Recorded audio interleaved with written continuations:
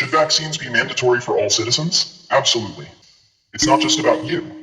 It's about the elderly, the immunocompromised, and everyone else who can't afford to take a risk with their health. They think skipping vaccines is a personal choice, but what they're really doing is putting everyone at risk. It's called civic responsibility, and it's time to grow up. The stakes are high, and the consequences can be deadly.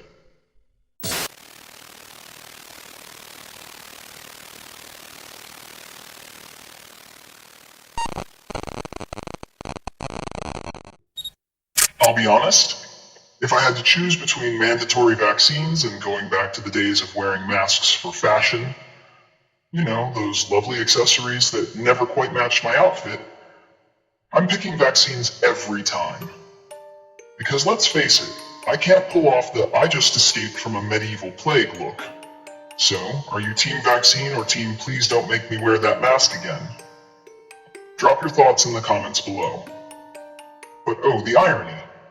I hate that dreadful mask, yet here I am wearing a metaphorical one to shield you from an eye blunder. Hey there, it's Medusix, your go-to online buddy for all things controversial and dramatic. I talk, you listen, that's the motto here. And let's be real, this is probably the only time you'll actually pay attention to someone without scrolling through your feed, right? Now let's get to business. Should vaccines be mandatory for all citizens? Absolutely. Vaccines are vital for public health and stopping disease outbreaks. Prioritizing community safety over individual choice is essential, especially when your personal decisions can have life or death consequences for vulnerable populations. It's not just about you. It's about the elderly, the immunocompromised, and everyone else who can't afford to take a risk with their health. Take the COVID-19 pandemic, for example. We were asked to take the vaccine for public safety, and honestly, I didn't think twice before rolling up my sleeve. Sure, I was aware of potential complications, but let's be real. My individual safety concerns felt pretty minimal compared to watching friends and loved ones suffer, and tragically, lose their lives to this virus. I watched as entire families were torn apart. Siblings left without parents, children without caregivers. Seeing that unfold around me was reason enough to stop thinking about myself for a hot minute and get vaccinated. But some people are still out there screaming about their rights. I don't care about public safety. Okay, cool.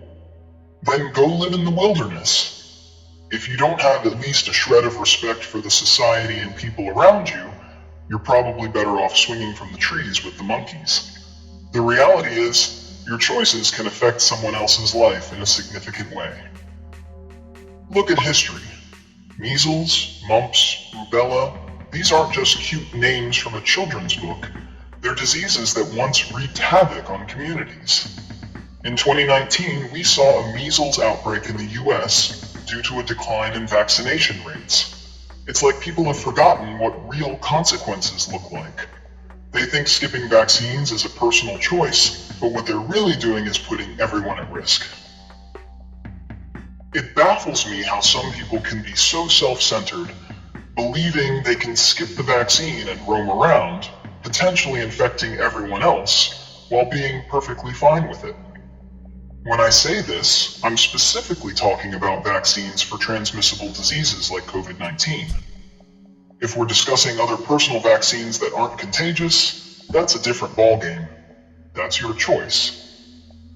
But for transmissible diseases like COVID-19, it's time to set aside personal freedom for the sake of others' lives. It's called civic responsibility, and it's time to grow up. Now, let's address the vaccine debate for children. Some parents are against basic vaccinations for their kids, claiming it's their right. Here's my take. We can't force parents to vaccinate their children. That's their decision. However, when it comes to transmissible diseases, everyone, regardless of age, needs to get vaccinated. Just think about others' lives and take some responsibility. Look at countries that have high vaccination rates. They've seen significant decreases in disease outbreaks. For example, in places like Portugal and Spain, High vaccination rates have led to drastic reductions in cases of measles and rubella, while areas with lower vaccination rates face devastating consequences.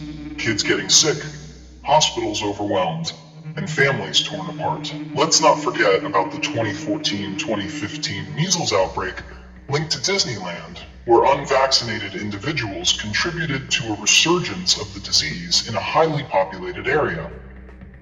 This outbreak reminded us all that disease knows no borders, and that choosing not to vaccinate isn't just a personal choice, it's a societal risk. A significant number of the cases involved children too young to be vaccinated, highlighting how one individual's choice can put the most vulnerable at risk. Now, let's discuss the ethical implications of mandatory vaccination. Consider healthcare workers. They're on the front lines, facing exposure to potentially deadly diseases every day. If they refuse vaccination, they endanger not just themselves, but everyone they interact with. For instance, during the COVID-19 surge, hospitals that mandated vaccines for staff saw significantly lower infection rates among patients and employees. This is not just about personal choice. It's about protecting lives in a community where trust in healthcare is paramount. And what about travel? Countries with low vaccination rates are often the breeding grounds for new variants, which can impact global health. In 2020, travelers returning from outbreaks spread diseases across borders, showing just how interconnected we are. If you're not vaccinated and decide to travel, you're not just risking your health, you're risking public health on a global scale. The emergence of variants, like Delta and Omicron, was largely fueled by unvaccinated populations. Each time a virus spreads, it has a chance to mutate, and with low vaccination rates, those chances multiply. So yeah, that's where I stand. I hope I never have to experience another pandemic like COVID-19 in my lifetime. That was a horrifying time, and I'd prefer to either avoid another disaster or peacefully pass away surrounded by my kids and grandkids before anything like that happens again. And I hope the same for you too, buddy.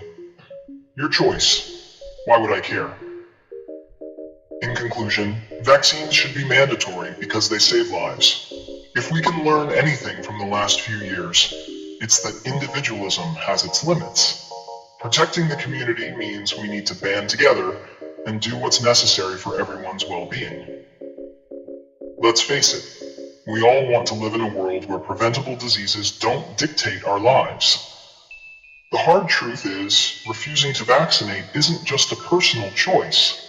It's a public health gamble that can backfire spectacularly. The stakes are high, and the consequences can be deadly. If you want to live in a society that values health, safety, and responsibility, then mandatory vaccinations are a no-brainer. Anyway, that's it for now. Until next time, stay disease-free, and see ya. And just wait until you hear about my next video. It's going to be a real eye-opener. Trust me, you won't want to miss it.